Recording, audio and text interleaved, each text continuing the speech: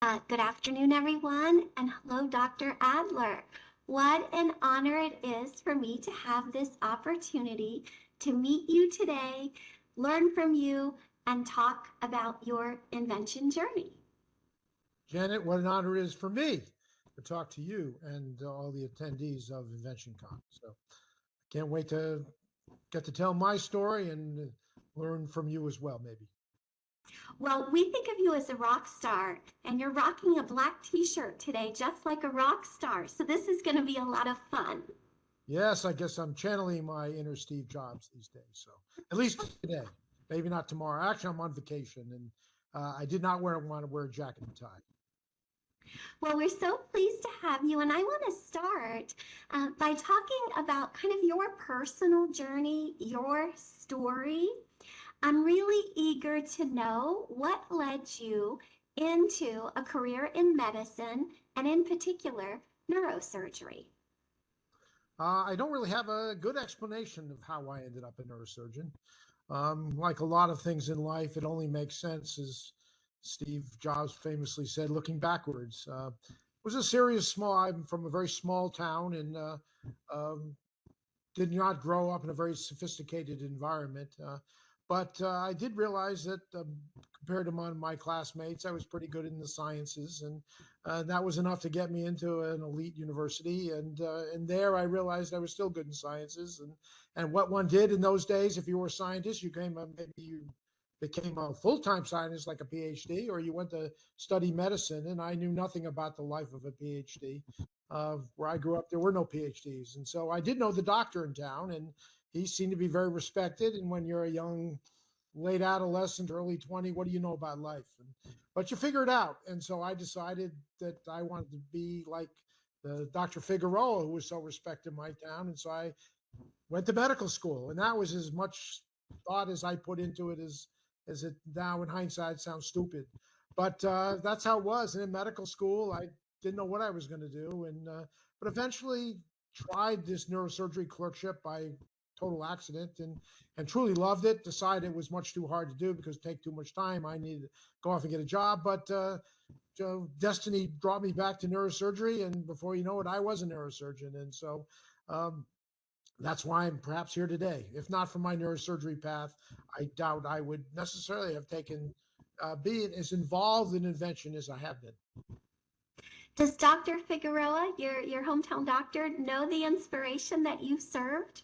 He has no idea. He, stitched me up a couple times, pulled a fishbone out of my throat, and just was good to my family. But he does not know at all the formative role he placed in my life. I mean, there were no real many college educated people where I grew up in a small town, and much less someone with an advanced degree. But he was the man, and I'm here in large part because of that early exposure to medicine. Well, I think there was another gentleman in your life, Professor Lars Lexell, for whom you did a fellowship early in your career.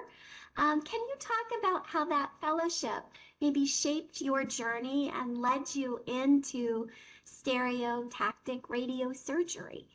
Great question, Janet. Yeah, and it was again total serendipity. Nothing was planned. In fact, I needed to do one more year of a fellowship or some sort of advanced training or research, and as much thought went into it as I said. Well, I have, and generally you were thought to be traveling, and I had a little child, and my wife was pregnant, and I had to go someplace that was, I thought, family friendly. And so Scandinavia, why not go to Why Scandinavia for not? family friendliness? And then I had spent a little bit of time with one of the neurosurgeons there. And so I wrangled an invitation. I went there thinking I was going to study cerebral vascular surgery. But in short order, I fell under the magical spell of Lars Lexell, who was really one of the great neurosurgeons of the 20th century, who most of this audience will not know, but he invented something called the gamma knife and did some other very formative work. And when I saw how one man through his invention could change literally the entire field of neurosurgery, I was bitten. I became obsessed that somehow, some way, I want to follow in this great man's footsteps. And my life has really been trying to chase the great Lars Lexell, if I do say so. Let's talk about your invention. Tell us about the cryo knife. Or CyberKnife, sorry. What is it? How is it used? What medical conditions can it treat? Well, let me spring off the question about Lars Lexell. So Professor Lexell spent the best part of his life, in my opinion, sort of developing this gamma knife technique, which screwed a frame into a patient's head and then used that frame of reference to then target lots of radiation beams at a target and used it like a knife. You know, by being very precise, you could concentrate the radiation like a magnifying glass concentrates radiation, I tell people, to a point, and you get a very transformative effect. The sunlight's not so powerful, but that magnifying glass makes it powerful. So I chose to do the same thing, but without the frame on the patient's head. And the reason that was important because then it opened up the concept of this focused radiation to anywhere in the body. And so I cooked up, imagined, invented a advanced computerized algorithmic tool for targeting anywhere in the body. And then that could be matched with this focused radiation, and it allowed this precision radiation for the first time to go beyond the brain to the rest of the body. And that's the essence of the CyberKnife, a technology that allows us to very precisely, anywhere in the body, concentrate very large doses of radiation so that we literally can just cook. We don't really cook, we kill, ablate with this focused radiation. Do you have maybe a favorite success story that you could share with us about how the CyberKnife has saved a life? Well, there's at this point millions have been treated, so you know, and any patient I don't mention will feel maybe ignored. But I mean, I think some of the most transformative of seeing, you know, I had a young Stanford student, you know, I was a Stanford faculty who was quadriplegic from the neck down when this tangle of blood vessels called an AVM bled in his spinal cord. And he was an accomplished cello player, literally was paralyzed from the neck down. But when we got rid of his AVM, he went back to being a master celloist, and sent me pictures of him backpacking in the Sierras, and lo and behold, he's a doctor today. So maybe to go full circle, maybe I was the Dr. Figueroa in his life. He's not a Mhm. neurosurgeon though. I mean, that has to feel amazing, just amazing to know that you could impact a life with your work in that manner. Well, I think everyone on this call today can have amazing impact in people's lives. Maybe not necessarily in medicine or neurosurgery, but in lots of other ways. Life is filled with problems that inventors are best suited to solve. Well, you mentioned that life is filled with problems, and so is kind of the invention journey. There are many obstacles that face inventors, and I understand from a little background work that you yourself faced challenges when you were pitching the CyberKnife to venture capitalists. Can you talk a little bit about those challenges and how you overcame them? Well, I wish there was a recipe for solving problems. I don't think there is necessarily that at least that I've ever come upon. I solve these problems just by sheer persistence, knocking on enough doors until either the door fell down or one finally opened. It takes a pretty hard head to be in this game, and it's why more people aren't successful. It's not that they don't have good ideas. I think the world is awash with good ideas, but transferring those good ideas to first the patent office and then to make them commercially sellable takes a lot of failure. And so it is what I can do is I can caution everyone, as I always do, who embarks on this path, is to expect failure. And you, while it's painful to say, embrace it to the best of your abilities. It's not failure does teach you what doesn't work, and it does give you new directions to think about where you might find an avenue to what does work. But it's just it is failure is just the incessant part of the invention process, and it's a critical. It is what commercialization requires. Without without failure, you will never break down barriers, and you'll never accomplish great things.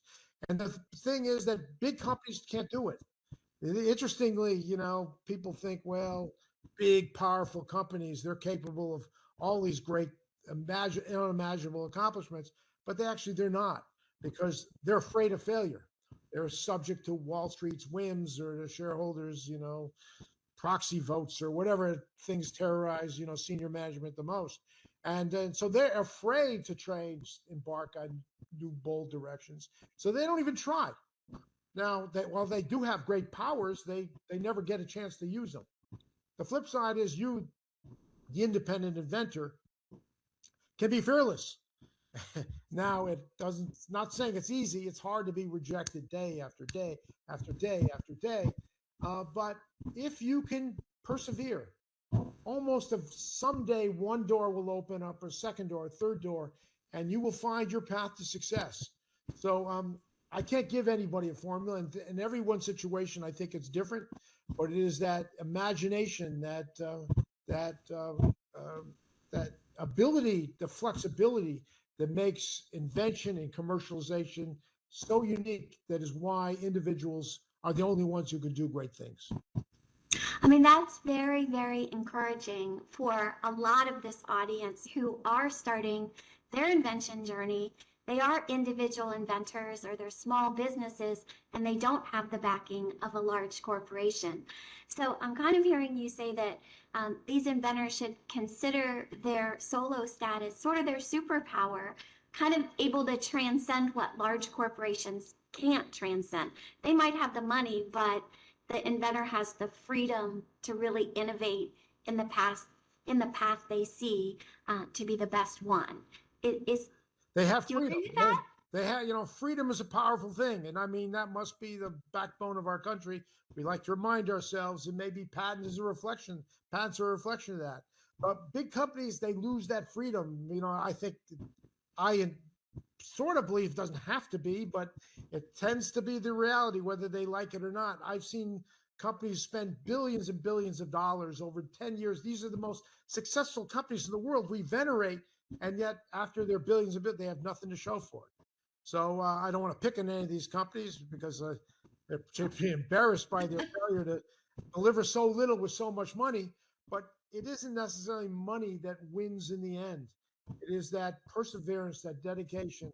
Now, eventually, you can't do anything with no money, and I'm not suggesting that there are circumstances where I think it probably is hopeless, but that's not for me to decide. It probably is for the inventor. And I do urge you to almost never give up, because in my lifetime, I felt I could give up many, I mean, literally thousands of times. And my success in life is not attributable to, maybe I'm above IQ, above average IQ, but I'm not Albert Einstein. But I am more determined than just about anybody, and I feel rooted. My success, for the most part, is rooted in a plethora of determination. Well, I had the pleasure earlier this year of seeing you be inducted into the National Inventor Hall of Fame. And there you said that you had a passion for the ocean. In fact, if I remember correctly, you even made a surfer move as you took the stage to receive your medal. So I'm curious, tell us about your connection with the ocean. I think you said it's a magical place for you. How does it inspire you? Well, as I look up from my computer, I'm staring at the water right now on vacation. Um, well, we're all creatures of the sea, or primordial creatures. Our ancestors all came from the ocean. And so it's still in our limbic system, I think, to appreciate what the ocean's about. But it teaches you all the important lessons. Like surfing, for example, is a great one. It's a hard sport to master, but the only way to master it is repeated failure. And for one of the metaphors I love to use around surfing is that um, it's a successful wave surf requires a matter of patience, but also courage. You sit out there waiting for the right wave. You can't just surf any wave. And sometimes if you go prematurely, the wave will flip over you. If you go too late, you never catch the wave in the first part. So timing is very important in surfing, as it is in startup life, in commercialization life, in the invention world.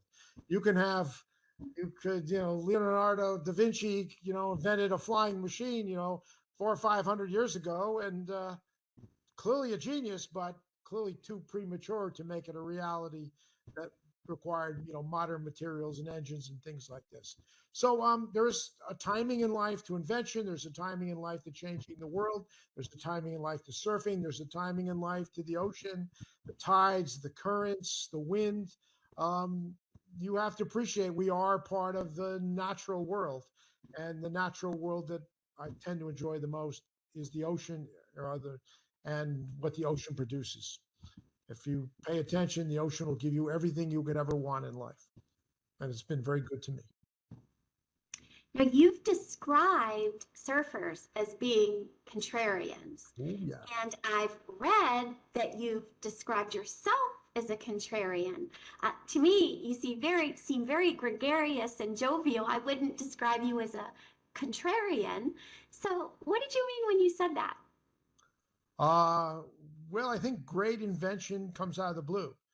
I'm not going to knock on the AI industry for now. Why AI is very important. There's, half of 2/3 of all investment is going into AI today. And while some of it may deliver great returns, it means it's not a contrarian play. I think the contrarian play is to go where people are not. And I think great ideas are oftentimes where people are not otherwise working. And that's where the great inventions of the world happen, I think, is to go outside the mainstream of thought, go out, search where no one else is. And if you play in those waters, you will have the best surfing of your time. So it's like I don't like to go surfing at a beach with 100 other surfers all competing for the same wave. I mean, it's just not as joyful, and it's harder to catch the waves. And I much rather go for the undiscovered break, where I will have the beach to myself, the waves to myself, and also I think have the ride of the lifetime. So that's to extend my surfing metaphor a little bit more. But I think great inventions are innately contrarian. And I'm sure in this audience today, there's lots of people who have ideas that are far afield of where everyone is playing. And from my way of thinking, those are the most interesting concepts, the most interesting inventions, the most interesting commercial opportunities. So you rode the wave, so to speak, from the CyberKnife to the Zap X platform. Can you talk to us about that? How your creative spirit evolved over time to advance I think you call it the stereotactic radiosurgery technology. Well, I'll argue it's a global failure that led me to ZapX. As proud as I am of the CyberKnife and transformed the lives of millions, um, I've come to the understanding that it's treating, less than 1 in 10 patients who would benefit. So, I look at this field that I've been part of and some of my own work is being near miraculous. It should be ubiquitous. It should be treating every patient who has the problem that can benefit from it. And yet it's failing in many respects. So that failure is a problem. That problem is an opportunity. And so looking at it from that lens, I recognize that if I didn't sort of address this problem, it'd be pretty hard for anyone else to. So the last 15 years of my life have been spent trying to rectify the problem that maybe I created. I don't know, or at least that I didn't solve, the problem that I didn't solve. And so the ZapX view of the world is we can treat the other 90% of the patients who aren't being treated today. And go back to some basic principles. The foundations of radiosurgery, the idea of targeting precisely, that remains the same. How to do it better and do it in a more targeted way so that we can address a compelling need. In this case, went back to the brain. So Lexell's invention, the gamma knife, just hasn't solved the problem of the 90% of patients. I'm trying to do it by simplifying, by democratizing the field, by making it more available, easier to use, and less expensive. And interestingly, and in the process, I've opened up a whole new vista of human therapy trying to treat psychiatric disease. So by diving into these waters as deeply as I have, I've come to realize that this radiation, looked at through a very different lens, can be used not just to kill tumors or cancers, but can also be used to change the function of the brain. And this is what we're now keenly interested in the world of neuromodulation. So right now, my company's app is trying to treat things like depression and addiction in patients around the world. And I think that the future of mental illness, the future of behavioral diseases, will be these kind of focused procedures that change the function of brain circuits and not drugs. So we've spent 70, 80 years trying to make drugs, and they just don't work very well. We think now that we can actually rewire the brain without injuring anything, just change, like a thermostat, change the activity of a brain circuit, and in doing so, ameliorate some of the worst of the behavioral illnesses that afflict mankind today. And as you walk around inner cities, it doesn't take long before you can see people living on the streets, living horrible, horrible lives because of mental illness. So there's huge unmet demand for better therapies. And I'm hoping with this latest generation of machine that I'm making to fix those problems. Part of being an inventor, and you talked about you founded a company, you founded multiple companies actually over the years, and you've sat in a variety of roles from the chief medical officer to the CEO of the company. So for many inventors, it's not just about the creation, it's about the commercialization of their invention, and the skills needed to create aren't always the same skills used in the business world. So how did you make that transition, given your training as a physician, as a neuroscientist? How did you use the lessons from science and transmit them into the business world? Well, I think some of this is innate, and it does take a certain measure of interpersonal skills to manage organizations.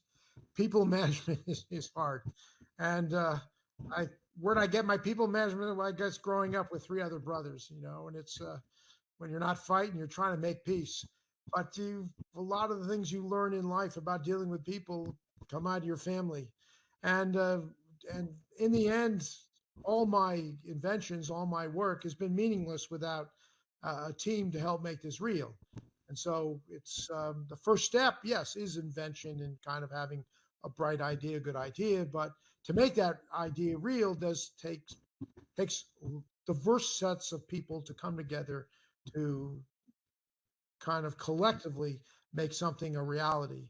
And you need money. You need to have a skill set to talk to people who will value your judgment, your decision making, and your integrity, who will give you some money. You need employees who will leave otherwise well-paying jobs and assume a risk in working with you to do something that's never been done before, and there's a high likelihood of failing.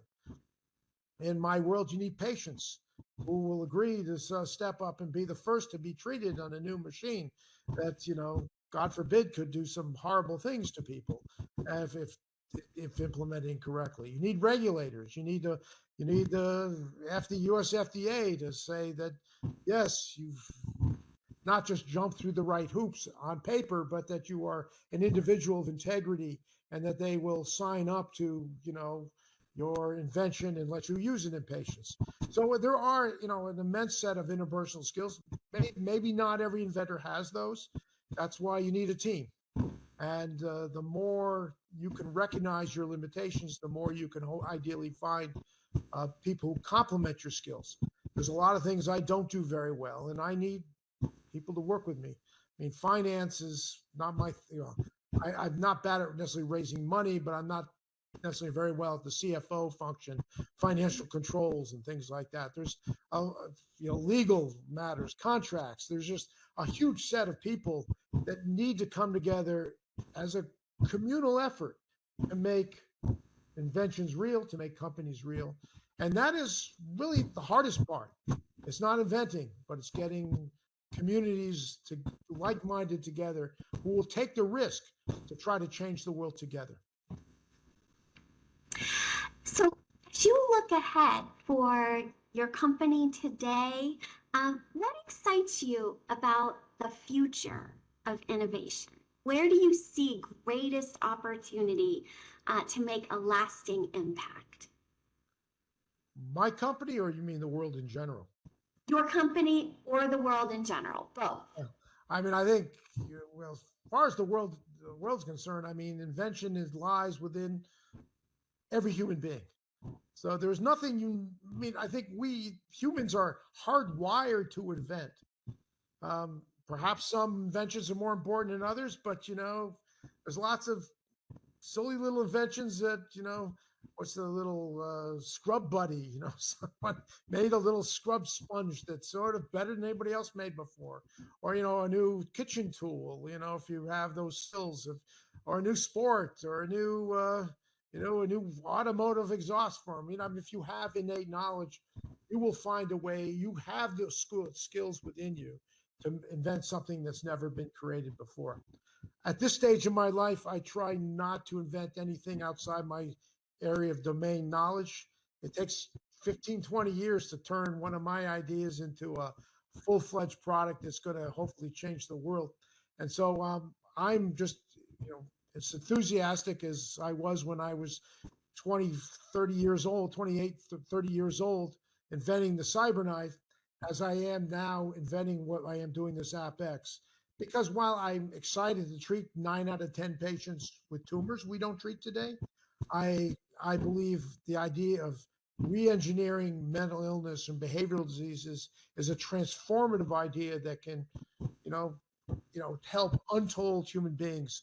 And so I wake up every morning as excited as I was, 40 years ago, through the timing, 40 years ago. So I'm jazzed, and that's where my last days of invention till I'm dead, I plan to be working my hardest. Well, I have one final question for you, and I've enjoyed hearing all of your stories, your answers. You have touched a plethora of lives over your career. What do you hope people will say about your contributions to innovation and to society decades from now? Well, it's always nice to be remembered. It's always nice to say you're John Deere or something like that, that your inventions keep going on. So yeah, I wouldn't mind being remembered, but what's even more important to me is that the invention lives on. So if they forget about me, there's so much of me in my invention, and if the ZapX is still being used 50, 100, or 200 years from now, as I truly would like to dream, then I will have felt that all my work was for a good cause. Because it is hard. It's very, very hard. And I speak to everybody in this audience. You get kicked in the head day after day after day. And I have to admit, I wake up most mornings with trepidation as I turn on my phone, and I'm going to hear about all the problems that people are having around the world, trying to build my business, trying to support this AppX, trying to make this dream of mine real. And it hurts. It hurts to fail, and it does hurt. It hurts. It just viscerally, to so much failure. But I have come to appreciate the hard way that it's only through that failure that there is a path to success. And if you can find the silver lining in that failure, and it'll sustain you, and in the long term, you will succeed. I kind of, at this stage of my life, think almost every inventor can succeed. Maybe not in the way they initially dreamed, but if they can suffer enough, they will succeed in the end. And with it, they will change the world. Well, Dr. Adler, you certainly have changed the world. You've changed our world today. You've given us so much to think about. We sincerely are grateful to you. We appreciate your time. Thank you ever so much for being here from your vacation. Well, thank you very much, Janet. It was a pleasure to talk to you and the audience at large. Thank you.